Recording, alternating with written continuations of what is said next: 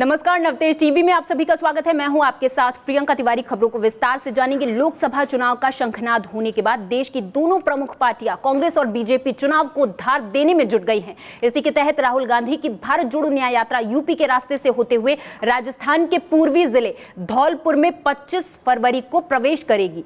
इसी यात्रा के जरिए लोकसभा चुनाव में पूर्वी राजस्थान की 2 सीटों पर राहुल गांधी की नजरें जमी हुई हैं। लेकिन सवाल यह है कि इस यात्रा से कांग्रेस को क्या फायदा होने वाला है, क्योंकि पूर्वी राजस्थान में ईआरसीपी के बड़े मुद्दे पर बीजेपी ने मास्टर स्ट्रोक लगाते हुए इस मुद्दे पर अपनी मुहर लगा दी है।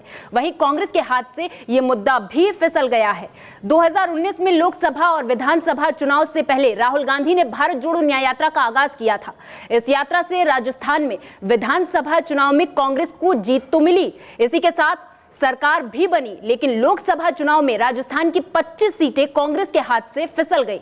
इसी के साथ राहुल गांधी की भारत जोड़ो न्याय यात्रा से पहले राजस्थान के मुख्यमंत्री भजन लाल शर्मा पूर्वी राजस्थान का ताबड़तोड़ दौरा कर रहे और ईआरसीपी के मुद्दे पर मुहर लगाने के बाद लोगों की सहानुभूति भी ले रहे।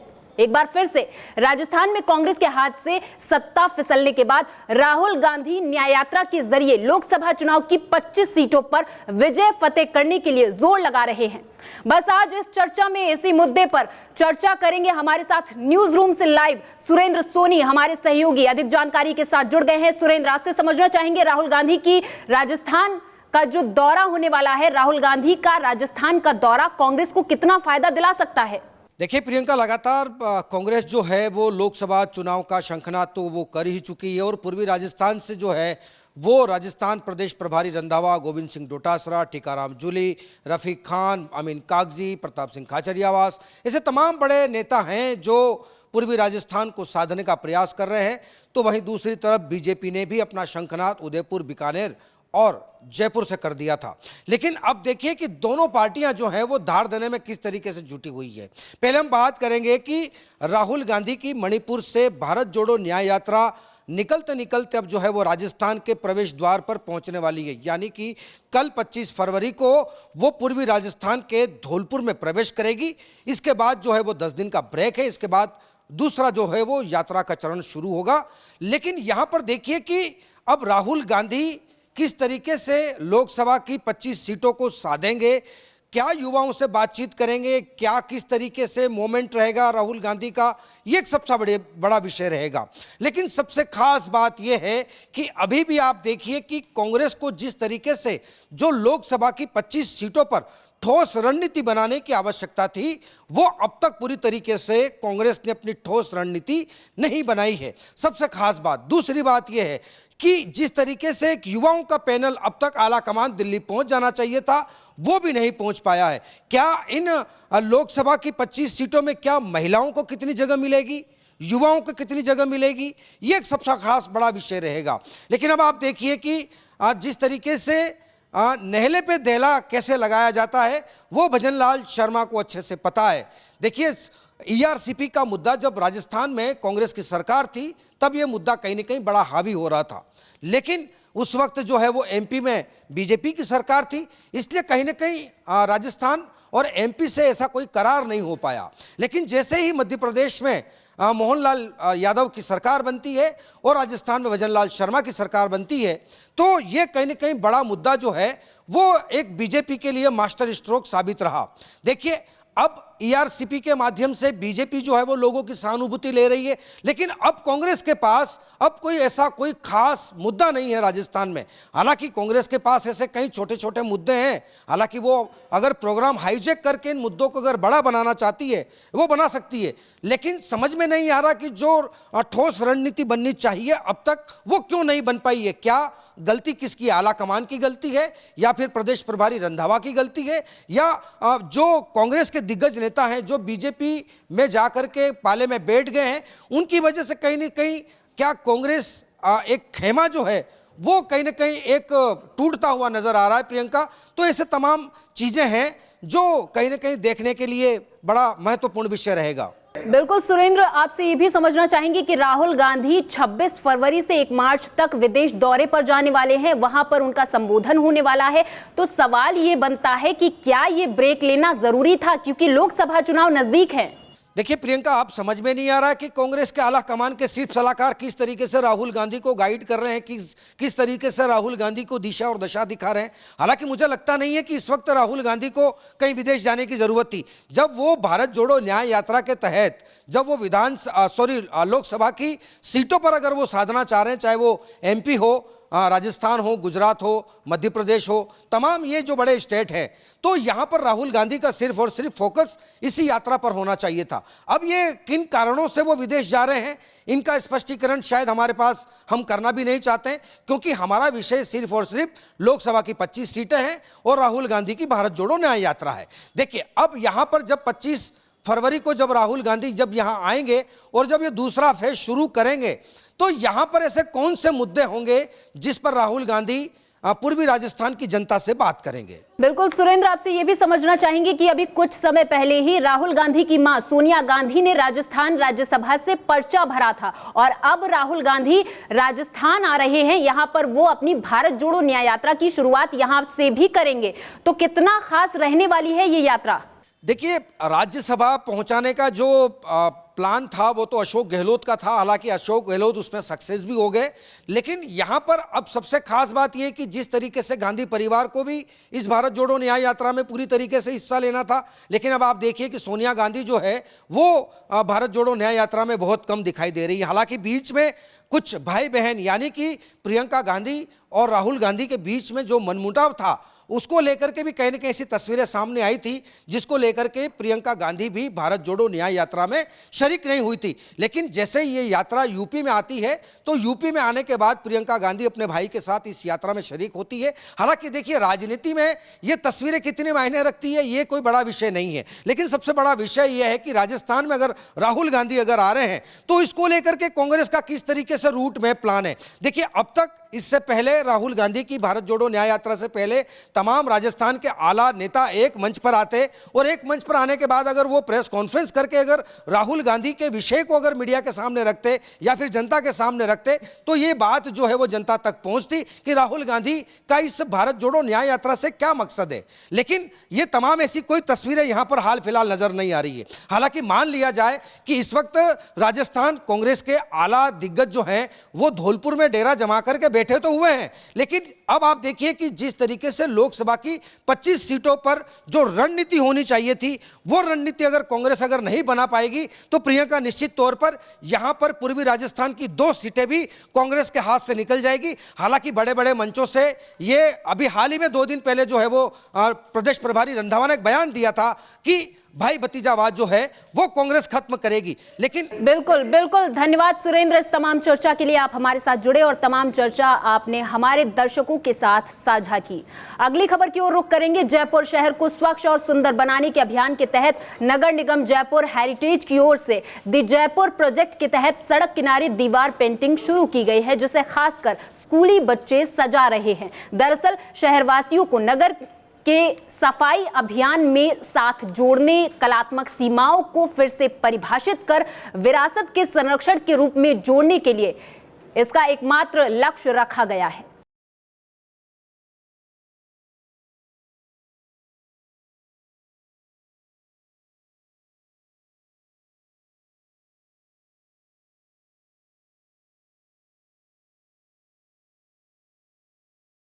देखिए, ये एक शुरुआत है और जयपुर का जो स्वरूप है, जो जयपुर की कलाकृतियां हैं, जयपुर का जो आर्ट है, कल्चर है, वो दीवारों पे आपको देखने के लिए मिलेगा। दीवारें ही बोलेंगे कि जयपुर असली है कैसा। जब यहाँ से लोग गुजरेंगे तो उन्हें एक सादी दीवारों की जगह जब यहाँ की कलाकृतियां उसके ऊपर उतरेंगी तो लोग अपने आप यहाँ की कलाकृति और संस्कृति से पहचान होगी उनकी। और मुझे लगता है ये कलरफुल दीवारें, ग्रीन जयपुर, साफ जयपुर, ऐसा जयपुर हमारा होना चाहिए। इसके लिए हमने जगमग जयपुर भी एक थीम बनाई है और ये रंग दे जयपुर थीम है। ये सब मिलकर जब जयपुर का स्वरूप बदलेगी, आप देखिएगा जयपुर इतना अच्छा लगेगा। जयपुर की दीवारें ही बोलेंगी कि जयपुर का वास्तविक रूप कैसा है। इसको हम कंटिन्यू रखेंगे। जैसे हमारे कमिश्नर साहब है, हमारे एमएलए साहब का विजन है, ये चाहते हैं जयपुर का जो सिविल लाइंस एरिया है ये हेरिटेज में बिल्कुल समायोजित हो। लगना चाहिए कि जो वॉल सिटी है, वॉल सिटी के बाहर भी जयपुर बहुत सुंदर है। ऐसा थीम है, ऐसा विजन है। और जब एमएलए साहब के विजन, कमिश्नर साहब के विजन और हमारे विजन के साथ नगर निगम काम करेगा, लोगों को इसमें हम लोगों को जोड़ेंगे, क्योंकि लोगों के बिना किसी भी कार्य को करना नामुमकिन है। मैं तो ये कहूंगी लोगों से भी, आपके चैनल के माध्यम से, कि ये आपका अपना जयपुर शहर है, आपको गर्व होना चाहिए, आप जयपुर में रहते हैं। और आपकी और हमारी सबकी जिम्मेदारी है कि हमारे घर के बाहर कचरा नहीं होना चाहिए, हमारा जयपुर साफ होना चाहिए। जयपुर साफ होगा तभी आप स्वस्थ रहेंगे। और ये एक जन क्रांति बन जाना चाहिए कि हमें तो जयपुर साफ चाहिए, सुंदर चाहिए, ग्रीन चाहिए, रंगीन चाहिए।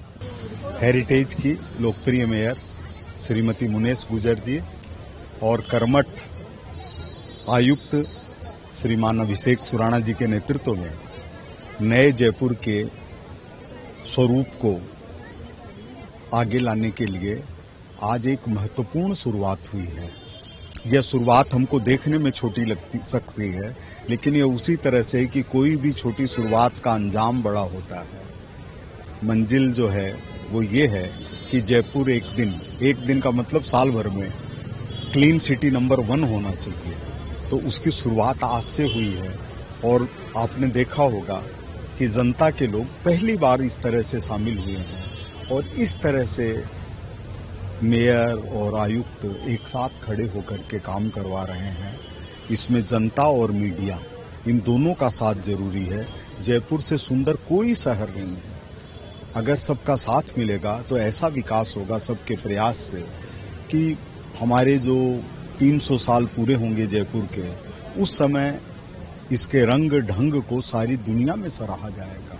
इधर राजस्थान के ऊर्जा मंत्री हीरालाल नागर ने कोटा में पशु चिकित्सालय में 6 मोबाइल वेटनरी वैन को हरी झंडी दिखाकर रवाना किया और पशु पालकों की सहायता के लिए 1962 यानी कि 1962 हेल्पलाइन नंबर जारी किया है। मोबाइल वेटनरी वैन के लिए मोबाइल वेटनरी वैन के माध्यम से पशुपालकों को घर बैठे पशुओं के इलाज की सुविधा मिल सकेगी। अब कोटा जिले में कुल 6 मोबाइल वैन संचालित होंगी जो जिले के अलग अलग क्षेत्रों में जाकर पशुपालकों को उनके पशुओं के इलाज के संबंधित सहायता उपलब्ध कराएंगी। इस मौके पर ऊर्जा मंत्री हीरालाल ने कहा कि हर पशुपालक के लिए यह संभव नहीं है कि वो अपने पशु को पशु चिकित्सालय तक लेकर आए और उसका इलाज करवाए, इसलिए मोबाइल वेटनरी योजना लॉन्च की गई है।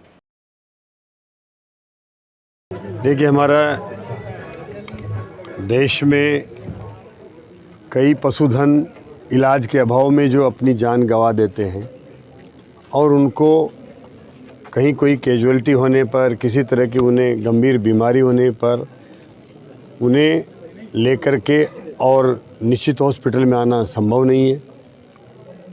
तो इसके लिए जो ये इस तरह से इस यूनिट के माध्यम से, हमारी मोबाइल यूनिट के माध्यम से, जहां इंसानों की तरह हम पशुधन को भी, गौ माता को भी जो ये इलाज की सुविधा हमारे देश के प्रधानमंत्री के प्रयासों से केंद्र सरकार के द्वारा की गई है, निश्चित रूप से आने वाले समय में पशुपालकों के लिए ये बहुत बड़ा उन्हें सहयोग भी होगा।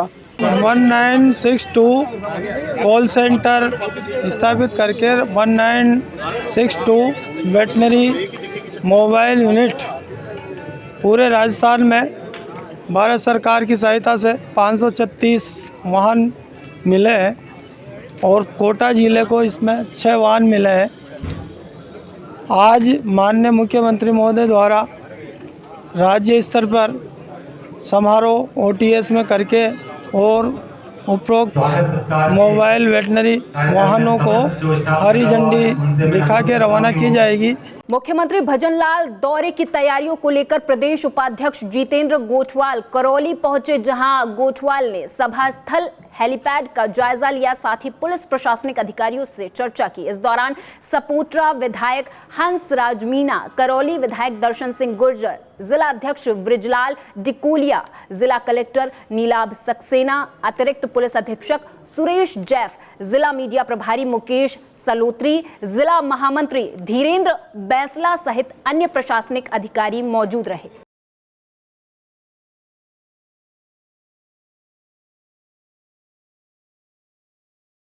खबर पाली से है, जहां देर रात बैंक के एटीएम से लूट की वारदात को अंजाम दिया गया। बताते चले कि लूट की वारदात को अंजाम देने आए दो चोर पुलिस की गश्त के दौरान अपने मंसूबों में कामयाब नहीं हो पाए। जानकारी के मुताबिक आरोपी सदर थाना क्षेत्र के सोनाई माझी गांव रोड पर एसबीआई बैंक के एटीएम को लूटने के इरादे से आए थे, लेकिन पुलिस के सायरन बजने की वजह से आरोपी मौके से फरार हो गए। वहीं घटना की जानकारी मिलने पर सदर थाना प्रभारी अनिल विश्नोई मौका स्थल पर पहुंचे और आसपास के सीसीटीवी कैमरे खंगालते हुए आरोपियों की तलाश में जुट गए हैं।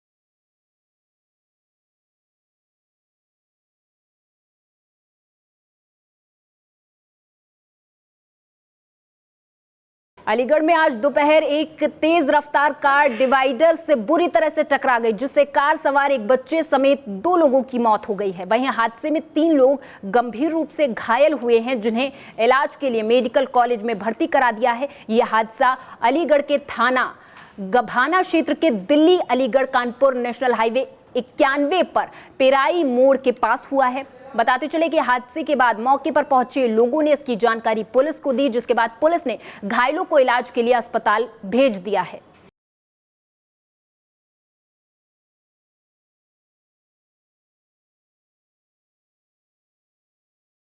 मैं क्षेत्र अधिकारी गवाना एक सूचना से अवगत करा दूं कि आज दोपहर थाना गवाना के अंतर्गत पेराई मोड़ से एक एक्सीडेंट की सूचना प्राप्त होती है, जिसमें एक गाड़ी अनियंत्रित होकर डिवाइडर से टकरा गई, जिसमें 2 जनों की मृत्यु हो गई है और 3 व्यक्ति जो घायल अवस्था में थे उनको उपचार हेतु तत्काल थाना पुलिस द्वारा जेएनएमसी मेडिकल कॉलेज भिजवाया गया।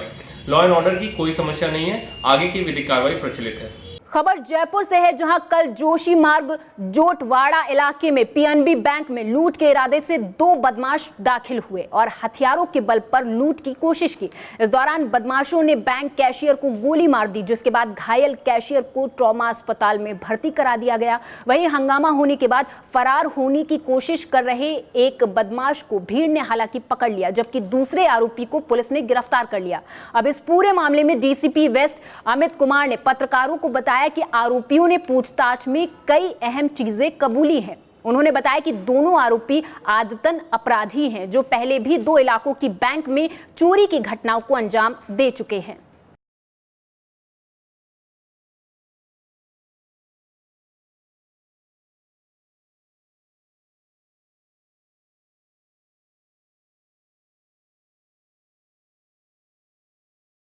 घटना में 2 नकाबपोश ने बैंक में एक लूट करने की कोशिश की। उसी दौरान वहां बैंक कर्मी नरेंद्र सिंह था, उसने बहादुरी का करते हुए उनको रोकने की कोशिश की। इसी दौरान फायरिंग हुई, उसमें नरेंद्र सिंह इंजर्ड हुआ, उसको बुलेट हिट हुए, उसका अभी उपचार चल रहा है। जो दोनों नकाबपोश थे उसमें से एक को वहाँ खड़ी महिला कांस्टेबल और आमजन जो थे उन सब ने मिलकर बड़ी बहादुरी से डिटेन किया। उसके बाद में जो दूसरा आरोपी था उसको पकड़ने के लिए पूरे शहर भर में इस श्रेणी की नाकाबंदी सीपी साहब के निर्देश से की गई। 10 टीमों का गठन आरोपी को डिटेन करने के लिए किया गया, जिसमें कमिश्नरेट की टीम, झोटवाड़ा की टीम, करदनी की टीम, अलग अलग टीमें शामिल हुई। हमारी टीमों ने पूरी मुस्तैदी से टेक्निकल जो भी हमें साक्ष्य प्राप्त हो रहे थे या एक मुलजिम जो हमारे पास था उससे जो भी चीजें प्राप्त हो रही थी, उस आधार पे टीमों ने अलग अलग जगह सर्च करना शुरू किया। जो मनोज मीणा था उसको सोडाला थाना इलाके से डिटेन किया गया सीएसटी के सहयोग से। अभी उसके भी चूंकि उसी गुत्थम गुत्थी में उसके पैर में गोली लगी है, तो वो अभी एसएमएस हॉस्पिटल में भर्ती है। दूसरा आरोपी जो भरत मीणा, जिसको मौके से डिटेन किया गया था, उससे जब अनुसंधान चल रही थी, उससे जब पूछताछ चल रही थी और उसी पूछताछ के क्रम में वो अपने साथियों की छुपे होने के स्थान पे पुलिस को ले जाना चाह रहा था। उसी क्रम में उसने पुलिस की गिरफ्त से भागने की कोशिश की, उसी क्रम में उसको पैर में चोट लगी। अभी उसको बाद उपचार के गिरफ्तार कर लिया गया है। और इसी के साथ इस बुलेटिन में मेरे साथ बस इतना ही। आप देखते रहें नवतेज टीवी। नमस्कार।